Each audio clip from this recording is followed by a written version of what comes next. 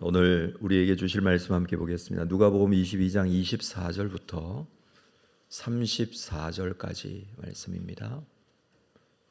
누가복음 22장 24절부터 34절 말씀을 한 절씩 교독하겠습니다. 또 그들 사이에 그중 누가 크냐 하는 다툼이 난지라.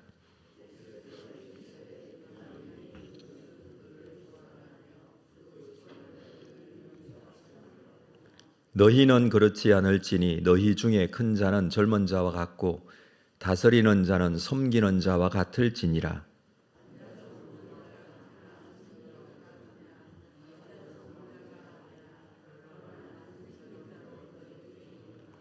너희는 나의 모든 시험 중에 항상 나와 함께 한 자들인즉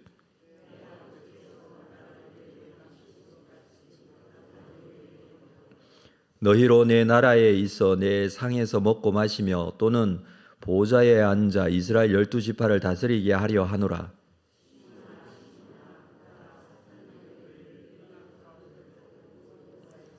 그러나 내가 너를 위하여 내 믿음이 떨어지지 않기를 기도하였노니 너는 돌이킨 후에 내 형제를 굳게 하라.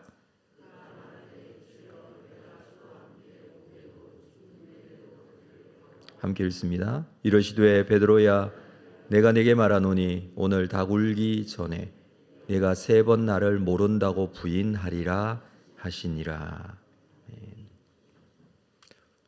예수님의 이 제자들과 함께 유월절 만찬 하는 부분을 어제 우리 말씀을 나누었는데, 이 만찬을 하시면서 십자가의 죽음과 유월절의 의미에 대한 말씀들을 하셨습니다.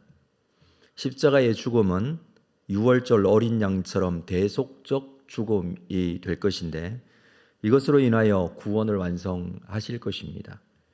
이제 곧 예수님은 십자가에 죽으십니다.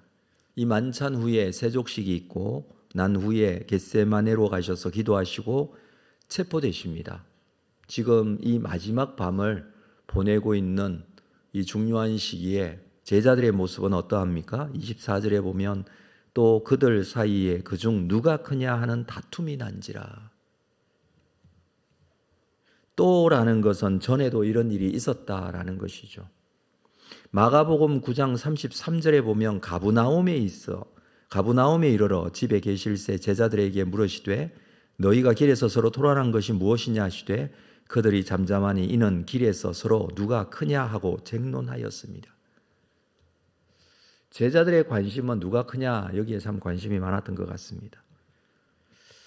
이 마가복음 9장 말씀에 가브나움에 있을 때에도 예수님께서 무슨 말씀을 먼저 하셨냐 하면 십자가에 고난당하실 것, 그러나 3일 만에 부활할 것, 이 순환에 대한 예고를 말씀하실 때에 제자들은 누가 크냐라는 논쟁을 하고 있었다는 것입니다. 누가 섬김을 받아야 하느냐라는 것이죠. 오늘 말씀에서도 마찬가지입니다. 예수님의 십자가의 죽음을 앞두고 중요한 말씀들을 하고 계심에도 불구하고 또 그 말씀이 진정한 영적 구원에 대한 말씀들을 하고 계심에도 불구하고 제자들은 누가 크냐? 누가복음에는 기록되어 있지 않지만 요한복음에는 예수님께서 이 마지막 날 만찬을 하시며 제자들의 발을 씻기시는 장면이 기록되어 있습니다. 일명 세족식이라고 하죠. 유대인들은 외출해서 돌아오면 반드시 발을 씻습니다. 먼지가 많은 지역이고 신발을 신어도 발이 언제나 더러워졌기 때문에 사람이 방문을 하면 그 발을 씻겨주기도 합니다. 발을 씻겨주는 사람은 종이 언제나 발을 씻겨주는데 종이 없을 경우에는 그 중에 낮은 사람이 섬기며 발을 씻어줍니다. 아마 제자들 중에서 2월절 식사자리에서 누가 누구의 발을 씻겨야 하는가에 대한 논쟁이 있었을 것입니다. 이때 예수님은 오히려 스스로 제자들의 발을 씻기시죠. 그리고 이 말씀을 하십니다. 요한복음 13장 14절 내가 주와 또는 선생이 되어 너희 발을 씻었으니 너희도 서로 발을 씻어주는 것이 옳으니라. 서로 섬기는 자가 되라는 것이죠. 제자들이 이 누가 크냐에 대한 논쟁을 하고 있고 누가 섬김을 받아야 되는가에 대한 것에 관심을 가지고 있을 때에 예수님께서는 그들에게 이 말씀을 하십니다. 오늘 본문 25절을 보겠습니다. 예수께서 이르시되 이방인의 임금들은 그들을 주관하며 그 집권자들을 은인이라 칭함을 받으나. 이방인의 임금, 세상 사람들이라고 해도 됩니다. 이 사람들은 백성들을 주관하고 권세를 누리는 자들인데 백성들은 그들에게 은인이라 라고까지 하는 명예까지 누린다는 것입니다. 하나님을 모르고 예수를 믿지 않는 자들은 이방인의 임금처럼 섬김을 받는 것을 좋아하고 또 당연한 것으로 여긴다라는 것이죠. 그러나 26절 말씀은 같이 한 목소리로 읽겠습니다. 26절 시작. 너희는 그렇지 않을지니 너희 중에 큰 자는 젊은 자와 같고 다스리는 자는 섬기는 자와 같을지니라. 너희는 그렇지 않다. 믿는 자는 그렇지 않다. 제자는 그렇지 않다라는 것입니다. 예수님은 지금 제자들이 무엇 때문에 다툼을 하고 있는지 너무나 잘 알고 계십니다. 그래서 너희는 믿는 사람으로 제자의 모습으로 세상 사람들과 다른 모습으로 살아야 한다라는 것을 말씀하시는 것이죠. 너희 중에 큰 자는 젊은 자와 같다. 이 큰 자라고 한다면 높은 자 또는 섬김을 받는 것이 당연한 자라고 생각하는 사람일 것입니다. 그런데 큰 자라고 생각한다면 젊은 사람처럼 열심을 다해서 섬겨야 된다는 것입니다. 나이 든 사람이 있고 젊은 사람이 있으면 젊은 사람이 나이 든 사람을 섬기죠. 그것과 같이 큰 자일수록 높은 자일수록 젊은 사람이 움직이듯이 솔선수범하여 섬기라는 말씀입니다. 물론 여러 가지 면에서 체력적으로 건강에 또는 가지고 있는 힘으로 젊은 사람보다는 못하겠죠. 그러나 어떤 방식으로든지 섬기는 자의 입장에서 서로를 섬길 수 있어야 한다라는 것입니다. 그래서 예수님께서는 제자들의 발을 씻기신 것입니다. 27절 볼까요? 앉아서 먹는 자가 크냐 섬기는 자가 크냐 앉아서 먹는 자가 아니냐 그러나 나는 섬기는 자로 너희 중에 있다. 예수님께서는 섬기는 자로 너희 중에 있다. 지금 아마 누가복음에 기록되지 않는 이 발을 씻기시는 이 상황에서 예수님께서는 이 말씀을 하셨을 것입니다. 나는 섬기는 자로 너희 가운데 있다. 우리가 잘 알고 있는 말씀이 있죠. 마가복음 10장 45절 인자가 온 것은 섬김을 받으려 함이 아니라 도리어 섬기려 하고 자기 목숨을 많은 사람의 대속물로 주려고 한다. 예수님의 섬김은 십자가의 죽으심의 섬김이었습니다. 십자가의 죽기까지 섬겨주셨습니다. 주님께서 이 땅에 오심 섬김을 받으려고 함이 아니라 예수님을 따르는 제자라면 제자들은 예수님을 따르는 자들이고 그의 가르침에 순종하는 자가 제자죠. 그렇지 않으면 제자라고 할 수가 없죠. 제자라면 당연히 예수님 이 섬김의 모습을 따라야 합니다. 그리고 중요한 예언을 또 하시는데 베드로에 대한 예언이 31절을 보겠습니다. 시몬아 시몬아 보라 사탄이 너를 밀가부르듯 하려고 요구하였으나 시몬 베드로를 사탄이 시험한다는 것입니다. 밀을 까부르듯 한다. 밀을 까부르는 것은 알곡과 죽정이를 골라내는 것입니다. 그러기 위해서는 채의 밀을 까부른다. 막 흔들고 던지고 하죠. 그러면서 죽정이는 골라내죠. 사탄이 이렇게 시험한다는 것입니다. 그렇지만 32절 내가 너를 위하여 내 믿음이 떨어지지 않기를 기도하였노니 주님께서 베드로의 믿음이 떨어지지 않기를 기도하였다. 너는 돌이킨 후에 내 형제를 굳게 하라. 주님께서 믿음이 떨어지지 않기를 기도하셨습니다. 베드로가 유혹되어서 부인하고 하지만 그러나 회개하고 돌이키죠.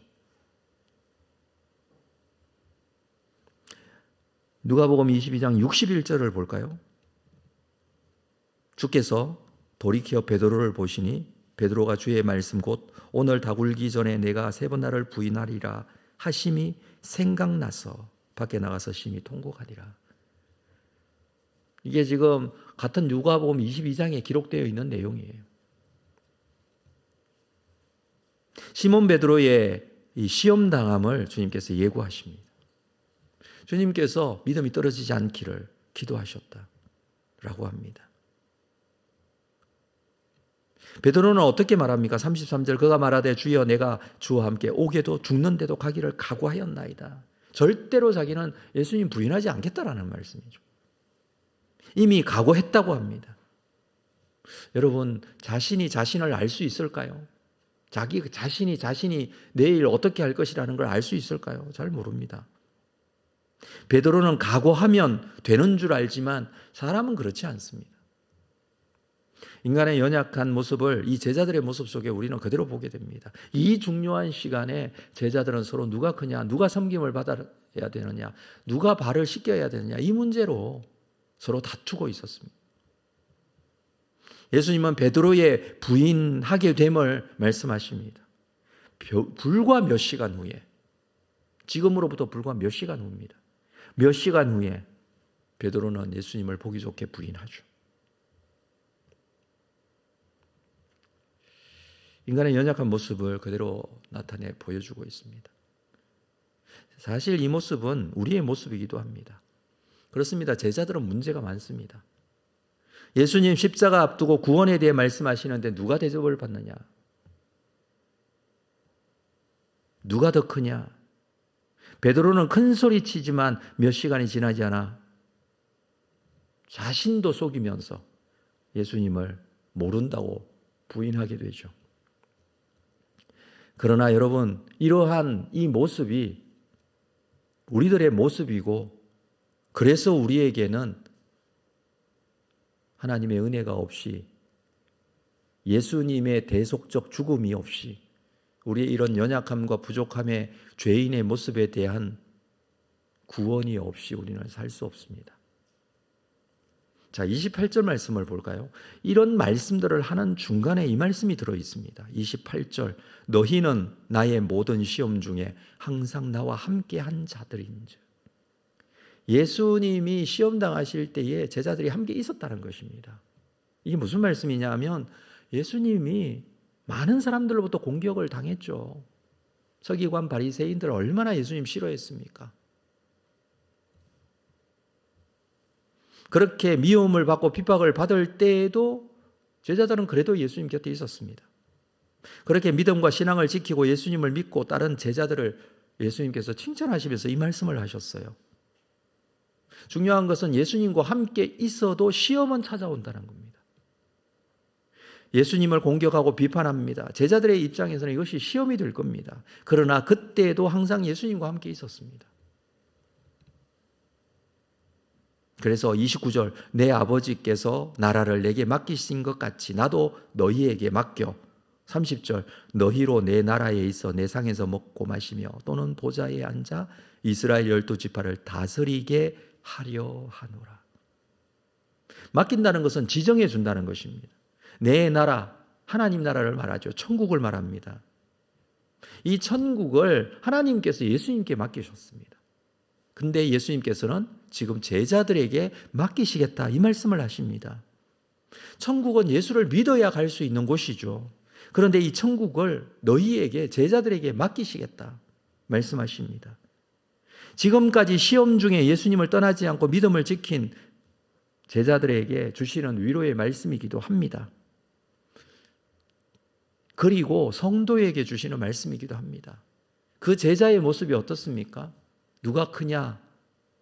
여기에 관심이 있고 베드로는 예수님의 제일 첫 번째 가는 제자라고 자신하지만 예수님을 부인하는 그런 모습입니다. 그러나 베드로도 제자들도 돌이킵니다. 다시 주님의 말씀이 생각나서 베드로는 통곡하고 회개합니다. 돌이키지 못한 가룟 유다 외에는 돌이키고 다시 믿음 가운데 있어 주님께서 이 말씀을 하시는 것, 내 나라를 너희에게 맡기겠다라는 이 말씀이 그대로 이루어집니다. 연약하고 부족하지만 주님께서 네가 믿음 가운데 있도록 내가 기도하였다. 사탄은 밀가부로 시험하고 흔들고 유혹하지만 내가 너를 위하여 기도하였다. 믿음이 떨어지지 않기를. 시험은 찾아오고 넘어지기도 하고 예수님을 부인하기도 하고 이렇게 하지만 그러나 우리 주님께서 중보하시고 기도하신 것처럼 오늘도 말할 수 없는 탄식으로 성령께서 우리와 함께 하시고 우리를 붙잡아 주시는 줄로 믿고 십자가 길을 걸어가신 주님의 길을 오늘도 이 고난 중간에 따르면서 우리가 보아야 할 것은 그렇습니다. 내가 다른 사람보다 낫냐 못낫냐 이것보다 또는 나에게 주어지는 여러 가지 시험과 어려움이 있지만 그것보다 앞서 가신 주님 이 고난의 길을 비록 그곳이 고난이고 시험이지만 그 고난의 길을 따를 때에 주님께서 나와 함께 하시겠다는 위에서 기도해 주시는 내용과 같이 우리와 함께 하시겠다는 이 말씀이 그대로 이루어지고 우리는 하나님 나라의 백성으로서 이미 구원받고 그 구원에 대한 확신을 가지고 믿음 가운데 서 있는 자처럼 주님께서 우리와 함께 하실 것을 굳게 믿으시고 오늘도 우리가 섬기는 자로 주님의 길을 따를 수 있는 믿음의 사람으로 서 있기를 바랍니다.